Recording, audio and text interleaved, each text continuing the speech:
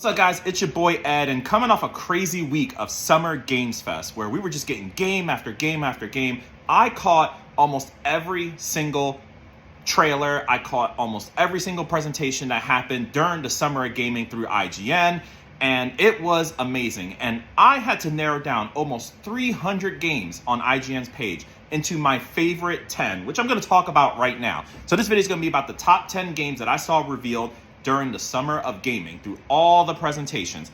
And I even have an honorable mention as well. So let's get this started. First, I'm going to go into my honorable mention because I have to get an indie game. Anytime you see a quirky indie game at any of these shows, it's always a lot of fun. And my quirky indie game for my honorable mention is going to be Henry Halfhead. I saw this game revealed during the Wholesome Games Fest as well as during Summer Games Fest as well, and Day of the Dead. Which is an amazing presentation. Go watch anything that Tim Schafer does. Day of the Dead is amazing. But Henry Halfhead is a wonderful, fun game. If you like the Cappy mechanic, if you like Cappy from Super Mario Odyssey from the Nintendo Switch, imagine a game based around that specific mechanic, but you use it to solve puzzles, to get through even just daily activities. Like, think of like an Octodad if you ever played that indie hit. But with Henry Halfhead, it plays like that. It's a Cappy mechanic for this game. It is so much fun, and I'm looking to pick that up. It might be PC only, but I hope it comes to consoles. But I'm going to go through 10 games. These are going to be in no particular order because I don't want to order anything until the end, probably. I'll probably tell you my favorite game. But number one game, Star Wars Outlaws from the Xbox Showcase. And I didn't know that I was going to want an action-packed, trust me, there's so much action that I saw, action-packed Star Wars game. I love the Star Wars Jedi games. Fallen Order, haven't played Survivor yet, but they both are amazing games that I know LucasArts and Respawn really hit home with. But this game looks amazing because I never thought I would want to see Uncharted in the Star Wars universe, and that already gets to me, and I love that specifically. So I'm excited for it just on that alone. Number two, the Apollo Justice trilogy that I saw from the Capcom Showcase.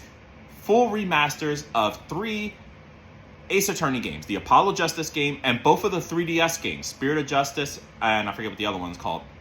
Don't quote me on that. But both of the 3DS games, which I've never played before, I'm already sold. I played the Ace Attorney trilogy so much, and I've played so many other games in the Ace Attorney series. I'm hooked. Capcom, I'm begging you, please, the Professor Layton Phoenix Wright crossover game and the Miles Edgeworth's game, port those two, please. Number three, Clockwork Revolution. It is a steampunk FPS, and I know that there were a lot of complaints during the reveal about it being like BioShock Infinite. No, I mean, probably it's going to be held in comparison to it, but it looks amazing. It's exactly what I wanted to see, and it has time manipulation, which wasn't in BioShock. I know you had the powers and everything else with the plasmids, but time manipulation is a whole different beast. So I am sold on Clockwork Revolution, and it's on Game Pass, so check that out.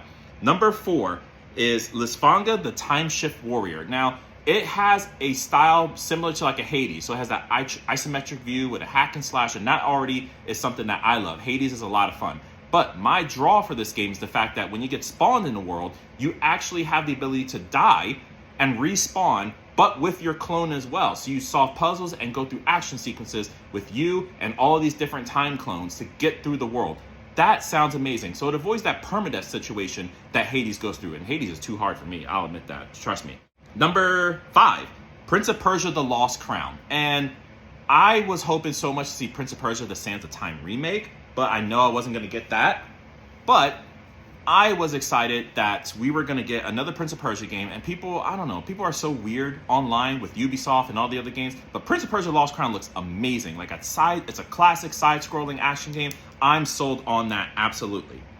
The next game I want to talk about, number 6, is Party Animals. If you ever know me, you know that one of my favorite indie games is Gang Beasts, which I play on the PlayStation.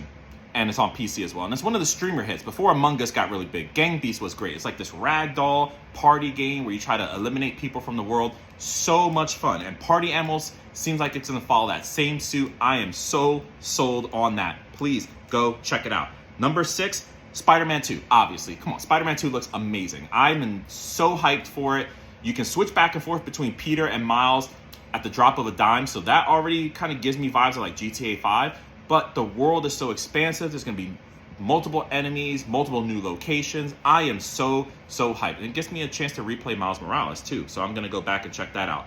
My next game is Sonic Superstars. This was my biggest shock of the entire weekend through the Summer Games Fest, where they revealed a new 2D Sonic game that looks like Sonic Generations Sonic. So it kind of has that same art style, which I was fine with. Sonic Generations is one of my top Sonic games anyway.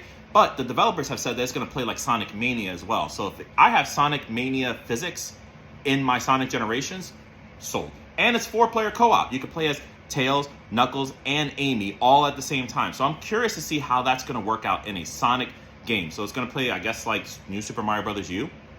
I'm sold on that.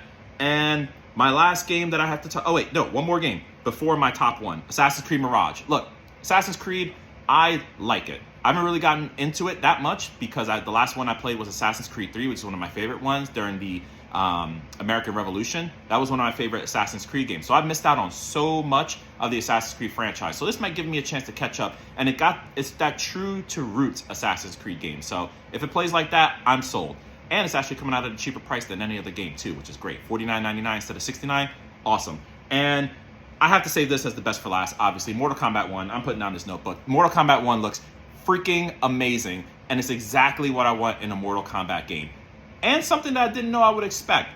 Cameo fighters, when they first announced Mortal Kombat, the cameo fighters, I wasn't sure how that was going to play. But now that I see it's more like the assist system from Marvel vs. Capcom, I'm actually excited for it. Not a lot of people wanted the 1v1 straightforward without cameos.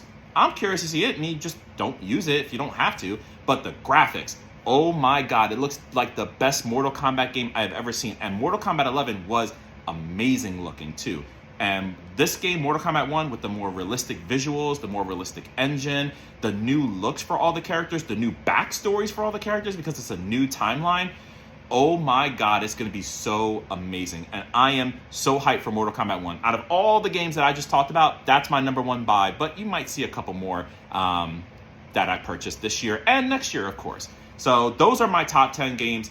As always, let me know what you guys think. Throw me a comment here on this video if you're excited about any other game that was announced during the summer of gaming. And let me know if you think of anything about my top 10, of course. Your boy Ed signing out. Go buy Mortal Kombat 1.